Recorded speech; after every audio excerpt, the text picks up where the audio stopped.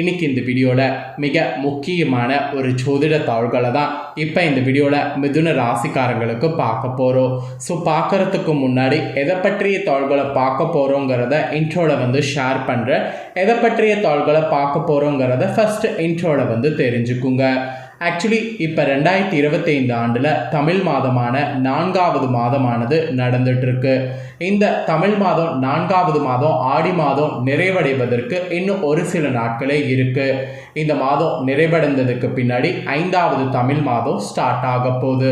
Start ஆகக்கூடிய 5வது தமிழ் மாதம் ஆவணி மாதம். ஆடி முடிந்து ஆவணியானது பிறக்க போகுது. பிறக்கக்கூடிய ஆவணி மாதத்தில் கிரகநிலைகள் எப்படி அமைந்திருக்குதோ அதை பொறுத்து ஒவ்வொரு ராசிக்காரங்களுக்கும் என்ன பலன் கிடைக்கும் அப்படிங்கிறத ஷேர் பண்ணிட்டு இருக்கேன். அதில் இன்னைக்கு இந்த வீடியோவில் மிதுன ராசிக்காரங்களுக்கு ஷேர் பண்ண போகிறேன். மிதுனம் ராசியில் பிறந்த நேயர்கள் இந்த ஒரு வீடியோவை ஸ்கிப் பண்ணாமல் பாருங்கள். உங்களோட ராசிக்கு இந்த ஆவணி மாதம் கிடைக்கக்கூடிய பலன்கள் என்னங்கிறத இந்த வீடியோ மூலிமா தெரிஞ்சு இதற்கேற்ப நடந்து பலன் பெறுங்க. ஆவணி மாதம் என்னைக்கு பிறக்க போகுதுன்னா ஆகஸ்ட் 17ஆம் தேதி ஞாயிற்றுக்கிழமை அன்னைக்கு இந்த டைம் பிறக்க போகுது. ஸோ பிறக்கக்கூடிய இந்த நாள் அன்னைக்கு ஞாயிற்றுக்கிழமை இருக்கிறதுனால இது ரொம்ப விசேஷம். ஏன்னா சூரியன் அவருடைய சொந்த வீடான சிம்ம ராசியில் ஆவணி மாதம் வரப்போகிறாரு. சூரியனுடைய பவன இயக்கத்தை வைத்து தான் தமிழ் மாதமானது கணக்கிடப்படுது. சூரியன் கடகராசியில் இருக்கும்போது ஆடி மாதமாகவும் இப்போ சிம்ம ராசிக்கு வரும்போது ஆவணி மாதமாகவும் குறிப்பிடப்படுது. ஆக்சுவலி இந்த ஆவணி மாதம் சாதாரண மாதம் கிடையாது. ஆன்மீக ரீதியாகவும் ஒரு பக்கம் ரொம்ப முக்கியமான மாதமாக கருதப்படுது. இந்த ஆவணி மாதத்துக்குன்னு இருக்கக்கூடிய சிறப்புகளை ஃபஸ்ட்டு உங்களுக்கு ஷேர் பண்ணுறேன். முதல்ல ஆவணி மாதத்துக்கான சிறப்புகளை தெரிஞ்சுக்குங்க. அதுக்கப்புறம் உங்களோட ராசிக்கு என்ன பலன் ஆவணியில் கிடைக்கும் அப்படிங்கிறத தெரிஞ்சு அதற்கேற்ப நடந்து பலன் பெறுங்க. ஃபஸ்ட்டு ஆவணி மாதத்துடைய சிறப்புகளை பார்க்கலாம் வாங்க. ஆக்சுவலி இந்த ஆவணி மாதம் தமிழ் மாதங்களில் ரொம்ப முக்கியமான மாதம். தமிழ் மாதங்களில் ஒவ்வொரு மாதத்திற்கும் ஒவ்வொரு தனி சிறப்பு இருக்குது. அம்மன் வழிபாட்டுக்குரிய ஆடி மாதம் நிறைவடைந்து தற்போது ஆவணி மாதம் துவங்க போகுது. இது முழுமுதற் கடவுளான விநாயகரையும் காக்கும் கடவுளான திருமாலையும் உலகிற்கே தந்தையாக விளங்கக்கூடிய சிவனையும் வழிபடுவதற்கு ஏற்ற மாதம். விநாயகரும் கிருஷ்ணரும் அவதரித்த மாதங்கிறதுனால இந்த மாதம் விசேஷ நாட்கள் அதிகம். பொதுவாக ஆவணி மாதத்தில் வெயிலுடைய தாக்கம் எப்படி இருக்கும் என்பதை பொறுத்து தான் இந்த ஆண்டு முழுக்க காலநிலை எப்படி இருக்கும் என்பதை கணிக்கக்கூடிய வழக்கம் நம்ம முன்னோர்கள் வைத்திருக்கிறாங்க. அதனால் ஆவணி மாதத்தில் காலநிலை நன்றாக இருக்க வேண்டும் என்று வேண்டிக்கொண்டு வழிபாடு செய்யக்கூடிய வழக்கமும் இருக்குது. ஆக்சுவலி தமிழ் நாட்காட்டியின் 5வது மாதமாக வருவது ஆவணி மாதம். இது தமிழ் சந்திர மாதம் என்று குறிப்பிடப்படும். சூரிய பகவான் தனது சொந்த வீடான சிம்ம ராசியில் பயணத்தை துவங்கக்கூடிய மாதமாக ஆவணி மாதம் திகழ்கிறது. முழுமுதற் கடவுளான விநாயகர் அப்புறம் திருமாலுடைய மிக சிறப்பான அவதாரங்களான கண்ணன் வாமனர் அவதாரங்கள் அவதரித்தது இந்த ஆவணி தான். அதனால் அற்புதங்கள் நிறைந்த ஆன்மீக மாதம் என போற்றப்படுது. ஆவணி மாதம் அது மட்டும் இல்லாமல் ஜோதிட ரீதியாக சிங்க மாதம் என்றும் மாதங்களில் அரசன் என்றும் சிறப்போடு அழைக்கப்படுது.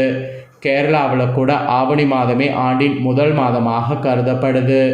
இந்த ஆவணி மாதத்தில் தான் விநாயகர் சதுர்த்தி, மகா சங்கடகர சதுர்த்தி, கிருஷ்ண ஜெயந்தி, ஓணம், ஆவணி மூலம், ஆவணி அவிட்டம், ஆவணி ஞாயிறு, புத்திரத ஏகாதேசி, காமிகா ஏகாதேசி இந்த மாதிரி அவசியம் கடைபிடிக்க வேண்டிய விரதங்கள் வருகிறது. அதில் மெயினாக விரதம் எதெல்லாம் கடைபிடிக்கணும் அப்படிங்கிறத உங்கள் ராசிக்கு சொல்ல போகிறேன். மெயினாக எதெல்லாம் கடைபிடிக்கணுங்கிறத இந்த வீடியோவில் தெரிஞ்சுக்குங்க. ஃபஸ்ட்டு விநாயகர் சதுர்த்தி கடைபிடிக்கணும். விநாயகர் பெருமான் அவதரித்த தினமான விநாயகர் சதுர்த்தி ஆவணி மாதம் வளர்பிறையில் வரக்கூடிய சதுர்த்தியில் கொண்டாடப்படுது. இந்த தினம் விநாயகருக்கு சக்கரை பொங்கல், மோதகம், அவுள் பொரி, சுண்டல், விளாம்பழம், கொழுக்கட்டை, ஆப்பம் ஆகியவை நெய்வேத்தியமாக படைத்து அருகம்புல், வெள்ளருக்கு, செம்பருத்தி ஆகியவை படைத்து வழிபடுவது சிறப்பானது.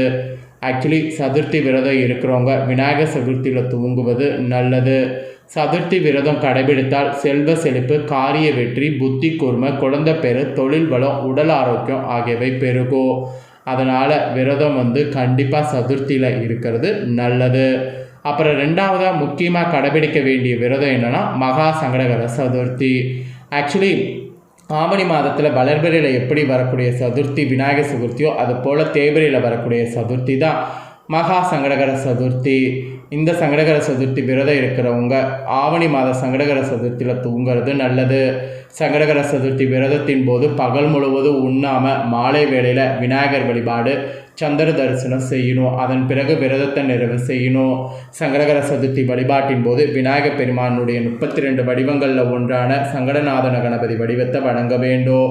சங்கடகர சதுர்த்தி வழிபாடு அனைத்து துன்பங்களையும் நீக்கி சௌபாக்கிய வாழ்வு தரக்கூடியது. அதனால தான் இந்த விரதத்தை கண்டிப்பாக கடைபிடிக்கணுங்கிறத உங்களுக்கு சொல்கிறேன். அப்புறம் 3வது கடைபிடிக்க வேண்டிய முக்கியமான விரதம் கிருஷ்ண ஜெயந்தி. இறைவனை குழந்தை பருவமாக பாவித்து வழிபடுவதில் முதலிடம் கிருஷ்ணனுக்கு தான். திருமால் கண்ணனாக அவதரித்தது ஆவணி மாத தேய்பிறை அஷ்டமியோடு வரும் ரோகிணி நட்சத்திர நாளில் தான். இந்த நாளை கிருஷ்ண ஜெயந்தியாக நாம் ஆண்டுதோறும் கொண்டாடுறோம். கிருஷ்ண ஜெயந்தி அன்னைக்கு கண்ணனுக்கு பிரியமான பால், வெண்ணெய், இனிப்பு, சீடை, முறுக்கு, அதிரசம், அவுள், சீடை, தட்டை, தேன்குழல் இந்த மாதிரி இனிப்பு வகைகளும் பழங்களும் வைத்து வழிபடுவது நல்லது. சிறு குழந்தைகளுக்கு கிருஷ்ணர் வேடமடைந்து வீடுகளில் கண்ணன் பாதம் அறிந்து கண்ணனை வீட்டுக்கு அழைக்கக்கூடிய வழக்கத்தை வைங்க. கிருஷ்ண ஜெயந்தி விரதம் இருக்கக்கூடியவங்களுக்கு குழந்தை இல்லாதவங்களுக்கு குழந்தை பாக்கியம் கிடைக்கும். அப்புறம் இன்னொன்று முக்கியமான இந்த ஆவணியில் பண்டிகை என்னென்னா ஓணம். ஆவணி மாத பௌர்ணமியொட்டி திருவோண நட்சத்திரத்தில் ஓணம் பண்டிகை கேரளாவிலையும் தென் தமிழகத்திலும் மலையாள மொழி பேசக்கூடிய மக்களால் வெகு சிறப்பாக கொண்டாடப்படும். அத்திப்பூ கோலம், ஓண விருந்து ஆகியன இந்த பண்டிகையின் சிறப்பம்சம். ஆவணி மாத அஸ்த நட்சத்திரத்தில் துவங்கி திருவோண நட்சத்திரம் வர மொத்தம் 10 நாட்கள் இந்த பண்டிகை கொண்டாடப்படும். இது கேரளாவின் அறுவடை திருநாள், கேரள தீபாவளி, கேரள புத்தாண்டு என பல பெயர்களில் சிறப்பித்து அழைக்கப்படுது. ஓணம் பண்டிகையின் போது கசப்பு சுவை தவிர மற்ற சுவைகளில் 64 வகை உணவு தயார் செய்து ஓண விருந்தளிக்கிறது சிறப்பு. ஸோ இதெல்லாம் தாங்க ஆவணியில் முக்கியமான விரத நாட்கள். இப்போ உங்களோட ராசிக்கு ஆவணி மாத பலனை பார்க்க போகிறோம். ஸோ ஆவணி மாதம் உங்களோட ராசிக்கு என்ன பலன் கிடைக்குங்கிறத தெரிஞ்சுக்குங்க. டாப் கிளாஸ் யோகம், காதல், அரசு வேலையில் குட் நியூஸ், இந்த மாதிரிலாம் பலன்கள் கிடைக்கும். ஆக்சுவலி ஆடி மாதம் நிறைவடைந்து ஆவணி மாதம் இந்த 2025 ஆண்டில் பிறக்க போகுது. இதனால் உங்கள் ராசிக்காரங்களுக்கு பலன்கள், பரிகாரங்கள், என்னென்ன நன்மைகள் கிடைக்கும், எதில் கவனமாக இருக்கணும் அப்படிங்கிற விஷயங்கள் குறித்து சொல்ல போகிறேன். ஸோ தெளிவாக எல்லாத்தையுமே தெரிஞ்சுக்குங்க. சூரியனுடைய இயக்கத்தை வைத்து தமிழ் மாதங்கள் ஆரம்பிக்கப்படுது. அதன்படி தலைமை கிரகமான சூரியன் ஆட்சி என்கின்ற உயர்நிலை அமைப்போடு சிம்மத்தில் வலுவாக இருக்க போகிறாரு. இது விசேஷமான அமைப்பாகும். குரு மிதுனத்திலையும், சனி மீனத்திலையும், சுக்கிரன் புதனுடைய இயக்கங்கள் கடகத்திலையும் சிம்மத்திலையும் மாறி இருக்க போகுது. அப்புறம் கண்ணில் செவ்வாய் இருப்பது நல்ல விசேஷமான நிலை. புதனில் குருவும் செவ்வாயும் இருக்கிறது விசேஷம். கடகத்தில் சூரிய புதன் சுக்கிரன் இருப்பது நல்ல அமைப்பு. கும்பத்தில் இருக்கக்கூடிய ராகுவ குரு பார்ப்பது நல்ல மாற்றங்களை தரும்.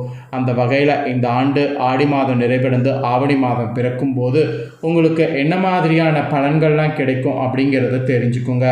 ஸோ தெரிஞ்சு அதற்கேற்ப பார்த்தீங்கன்னு வச்சுக்கோங்களேன், நடந்து பலன் பெறுங்க. ஆக்சுவலி மிதுன ராசிக்காரங்களுக்கு இந்த கிரக நிலைகளால் ஆவணியில் நல்ல திருப்பங்கள், புதிய அறிமுகங்கள் கிடைக்கும். அற்புதமான மாதமாக இருக்கும். ஆரம்ப காலத்தில் 2வது இடத்துல புதன் பகவான் இருப்பார். அதன் பிறகு 3வது இடத்துல தொடர்பு கொண்டு சூரியனோடு சேர்ந்து வலுவான நிலையில் இருப்பார். புதன் சூரியனோடு இணைந்தே வருவார். இதனால் தைரியம், தன்னம்பிக்கை அதிக அளவில் உங்களுக்கு உண்டாகும்.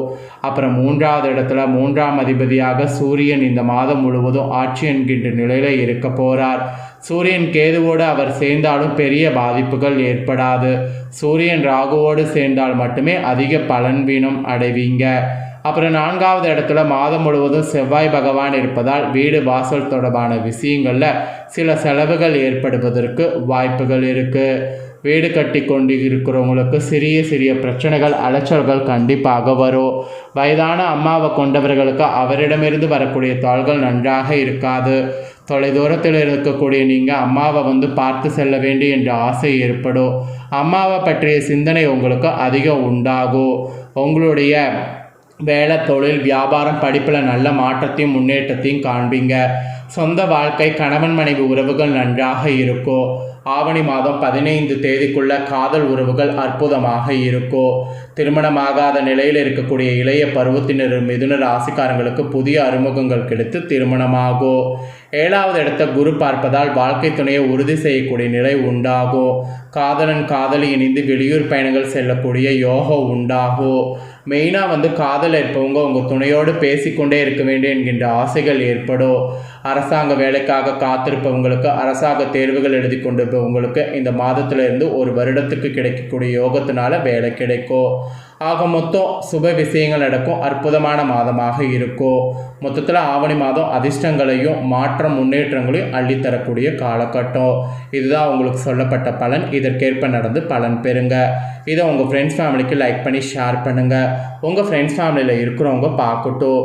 அவங்களும் மிதுனமாக இருந்தால் இந்த பலனை தெரிஞ்சு இதற்கேற்ப நடந்து பலனடையட்டும்.